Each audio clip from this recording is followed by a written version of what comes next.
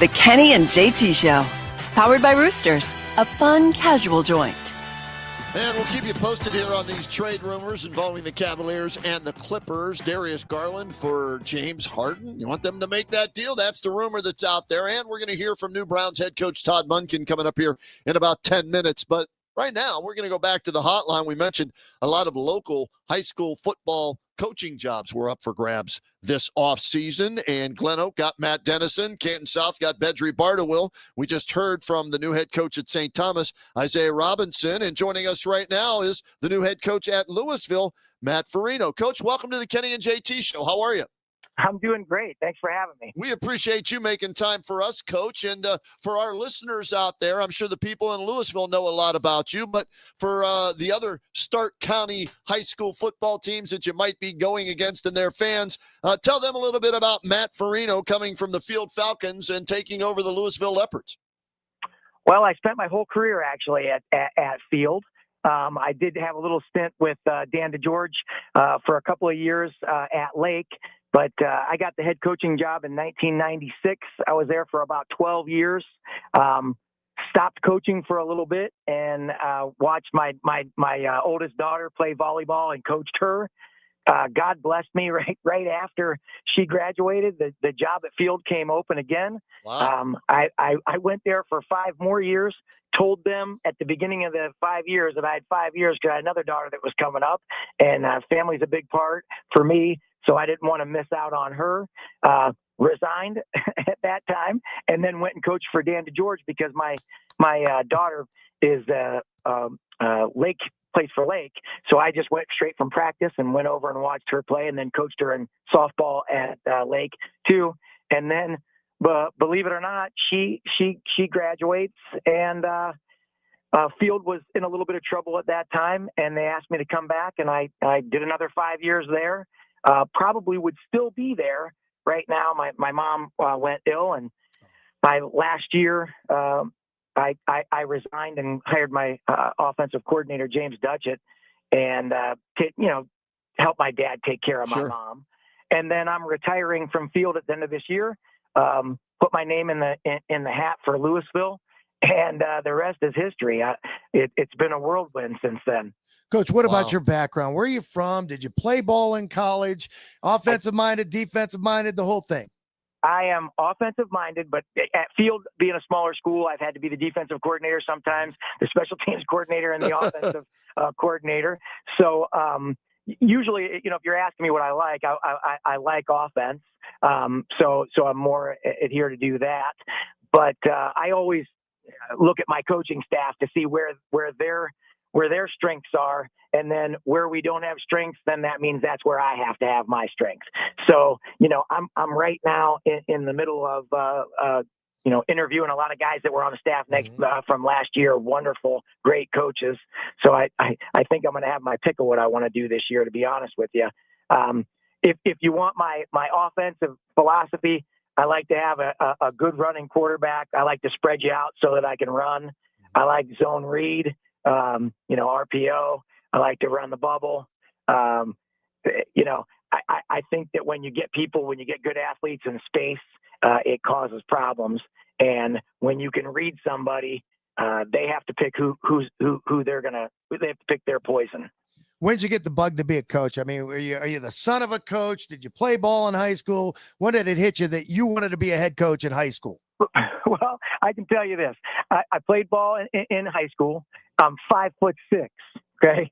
So the bug lasted, my whole life, but there was no college. And my mom worked at Kent State, so I was going to Kent State. Glenn Mason was the coach there. Nice. And wasn't good enough to play at Kent State. That was for sure. So I started coaching with Mark Polanyi, who was the head coach at Field at that time. That's where I went to school. He wasn't my head coach, but he had got the job after Coach Flaherty left. And he asked me to come in and coach. I started coaching at a very young age with him. And then, went up the ranks, 7th, 8th grade, 9th grade, varsity assistant, offensive coordinator, and then was blessed with the head coaching job there. Mark was a big, huge factor in getting me the job and getting me to where I am. And then just fell in love with it. Just always wanted to do it. Happy to have with us the new head coach at Louisville, Matt Furino, getting to learn a little bit about Matt and his background and what he'll bring to the table. Right now, Coach, for those of you watching on Facebook and on YouTube, I'm going to give Coach a standing ovation. You want to know why, JT? No, why? In that one answer, he gave us more information about what he likes to do than I think the 20 other coaches in Stark County gave us information on because they're afraid to tell us what they like to do. Coach, you gave us more information than Kevin Stefanski gave us in 6 years.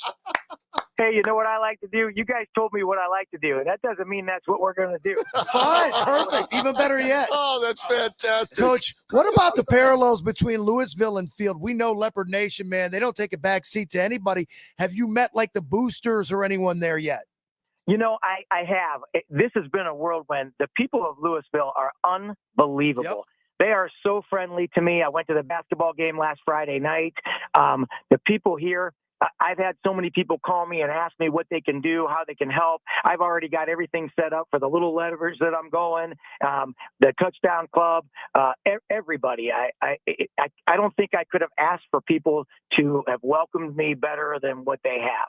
The parallels between the two are family, loving where you go to school, staying where you are. There's a lot of people in Louisville that stay in Louisville. There's a lot of people in Field that stay.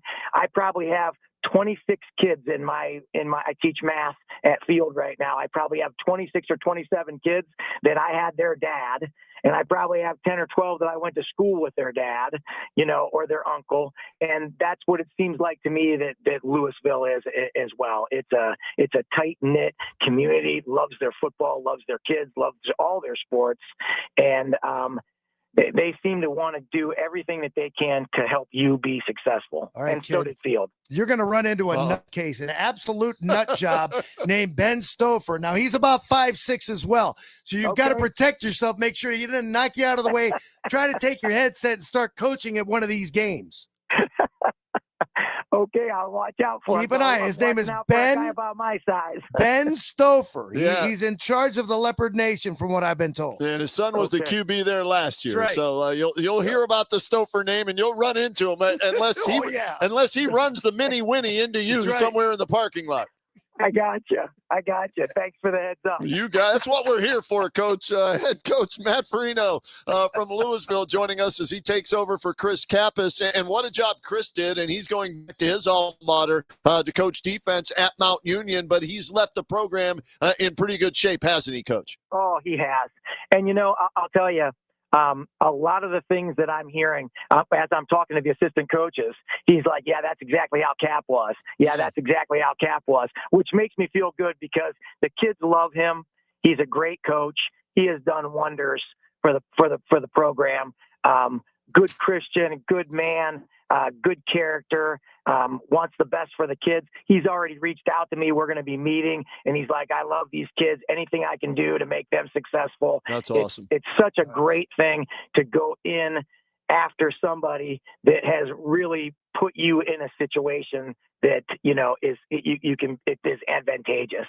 The other thing that I'll let you know about, you probably already know this in dealing with your athletic director, Terry Horn. She's as good as there is in Stark County. Whatever you need, she'll be there for you, as will the Booster Club. So you're going from what sounds like a great situation there in Field, like you said, family first, which I love, but they love their football, right into the same thing in Louisville, Coach. Yes. Yeah. Absolutely. And every coach that I talk to, when I talk about the values, they say that's what they want. And that's what has been instilled in these kids the last couple of years. So it shouldn't be hard. It's not like I'm trying to, reinvent anything here. I just want to start where Coach Cap left off. Well, that's outstanding. We couldn't be happier for you. We appreciate you making the time for us here on the Kenny and JT show. And we'll be bugging you, Coach, in the offseason, during the season. Hell, during games, we're going to want to talk to you as well when we do some Leopards games, all right? I'll always be there for you. I appreciate you guys. Thanks so much, Coach. Congratulations. All right, thank you. Matt Furino, new head coach at Louisville. Sounds like, they got a football lifer right there, man. This guy loves that sport, loves being a coach of football. You saw his picture, and we have it up when we're going to do the YouTube interview. You can watch this thing, WHBC Sports and WHBC.com. Doesn't he sound like Ben Stouffer? I don't know. I need to hear Ben speak, and then I'll compare the two. You know him better. He So might be calling in. Uh-oh. Okay. Coming up next, though, we're going to hear from the new head coach of the Cleveland Browns. Todd Monken was officially introduced to the media and to the fans of the Cleveland Browns earlier today in Berea. Stay tuned to hear what he had to say about taking over for Kevin Stefanski and trying to lead the Browns to a Super Bowl.